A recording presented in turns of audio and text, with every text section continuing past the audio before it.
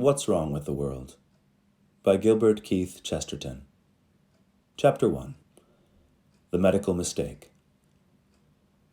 A book of modern social inquiry has a shape that is somewhat sharply defined.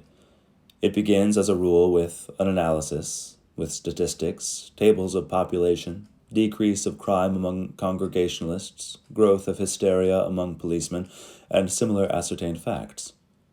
It ends with a chapter that is generally called The Remedy.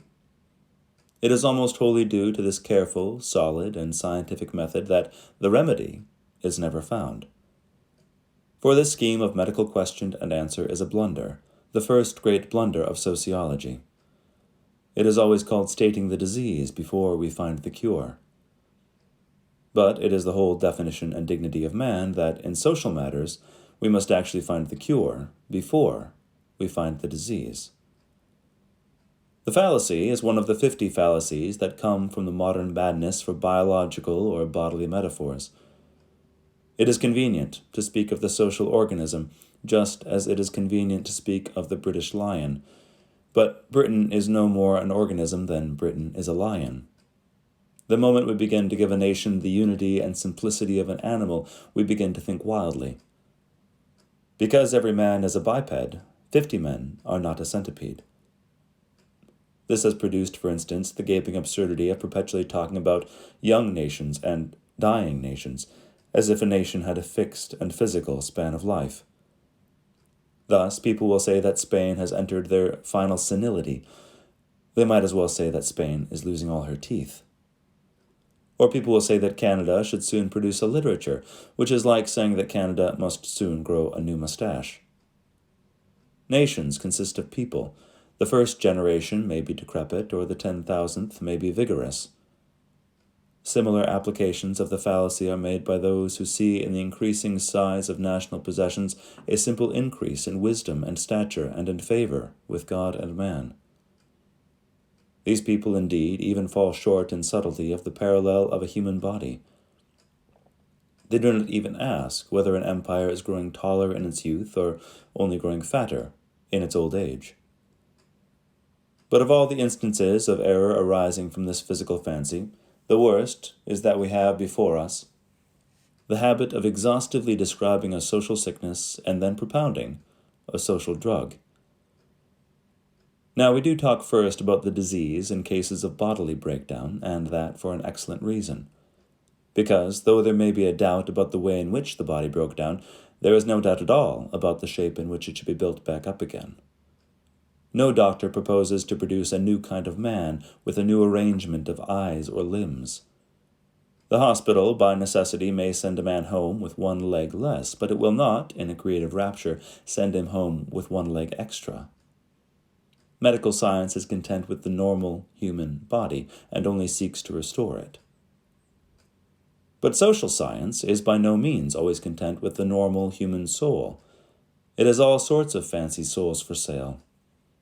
Man, as a social idealist, will say, I am tired of being a Puritan, I want to be a pagan, or, beyond this dark probation of individualism, I see the shining paradise of collectivism. Now, in bodily ills, there is none of this difference about the ultimate ideal. The patient may or may not want quinine, but he certainly wants health. No one says, I am tired of this headache, I want some toothache, or the only thing for this Russian influenza is a few German measles, or through this dark probation of catarrh I see the shining paradise of rheumatism. But exactly the whole difficulty in our public problems is that some men are aiming at cures which other men would regard as worse maladies, are offering ultimate conditions as states of health which others would uncompromisingly call states of disease. Mr. Belloc once said that he would no more part with the idea of property than with his teeth. Yet, to Mr. Bernard Shaw, property is not a tooth, but a toothache.